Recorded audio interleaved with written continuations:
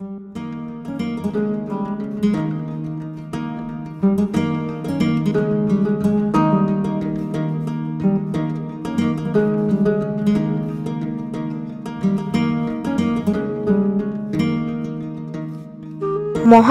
পূর্ণ লগ্নে দুদিনের ছুটিতে হঠাৎ করেই ভোলেনাথের নাম করে বছর খানেক বাদে আবার বেরিয়ে পড়লাম বারাণসীর উদ্দেশ্যে।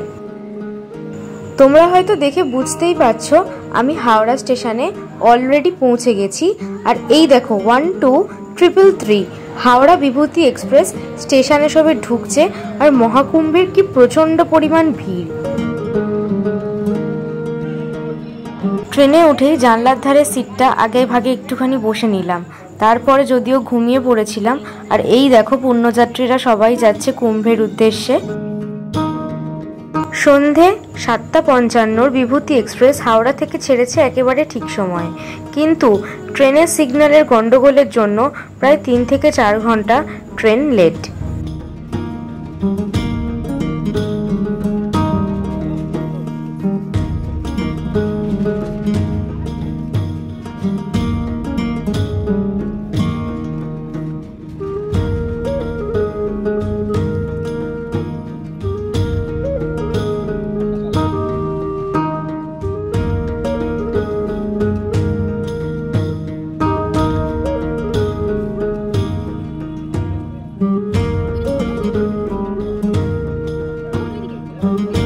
বেলা 9টার পরিবর্তে 12টার সময় আমরা ট্রেন থেকে নামলাম কাশী স্টেশনে।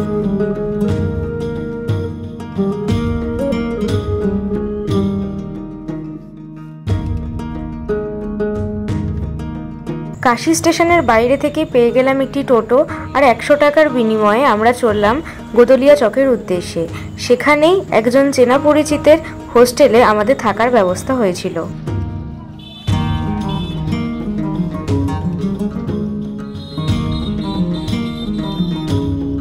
স্নান করে ফ্রেশ হয়ে আমরা বেরিয়ে পড়লাম দুপুরবেলায় লাঞ্চ করতে।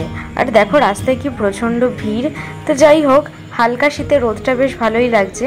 আমরা এখন চলে এসেছি শ্রী তিরুপতি ধোসা কর্নারে। এখান থেকেই আমরা আমাদের দুপুরবেলার লাঞ্চ সারব।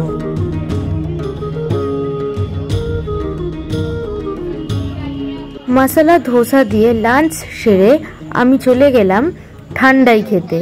অ্যাকচুয়ালি এখানের যে লস্যিটা বানায় না, এর অনেক রকম নাম, ঠান্ডাই, মালাই, লস্যি ইত্যাদি অনেক রকম নাম আছে। ঠান্ডাইয়ের দোকান থেকে বাদাম ঠান্ডাই খেয়েছিলাম, যেটা প্রচণ্ড সুন্দর খেতে ছিল। তারপরে আমি চলে গেছিলাম যদুবংশীর মালাইয়ের দোকানে।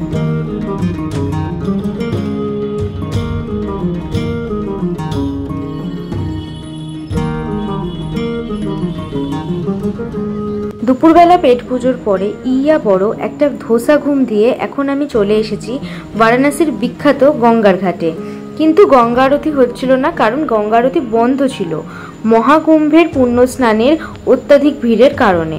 কিন্তু তা সত্ত্বেও গঙ্গার ঘাটে ছোট ছোট করে মানুষ দীপ জ্বালাচ্ছে, ধূপ জ্বালাচ্ছে, গঙ্গায় প্রদীপ ভাসাচ্ছে। আর গঙ্গা অসাধারণ মায়াবী লাগছিল।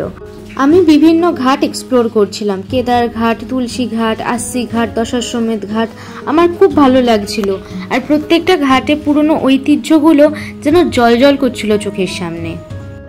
ঘাট এক্সপ্লোর করতে করতে আমিও গঙ্গায় প্রদীপ ভাসিয়েছিলাম।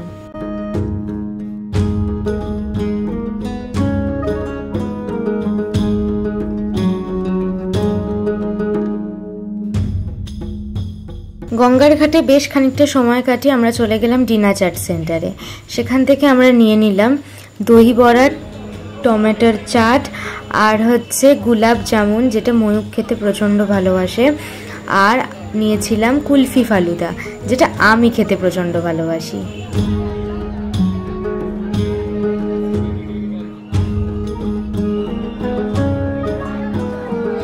অত্যাধিক ভিড়ের কারণে আমরা ঠিক করেছিলাম রবিবার রাতেই আমরা বাবা কালভৈরবের কাছ থেকে আজ্ঞা নিয়ে বাবা বিশ্বনাথের পুজো দেব। আর আমরা সেটাই করেছি। তো আপাতত এখন আর কোনো কথা বলছি না, আবার দেখা হবে কালকে সকালে। আমার ভিডিও আপাতত এখানেই শেষ।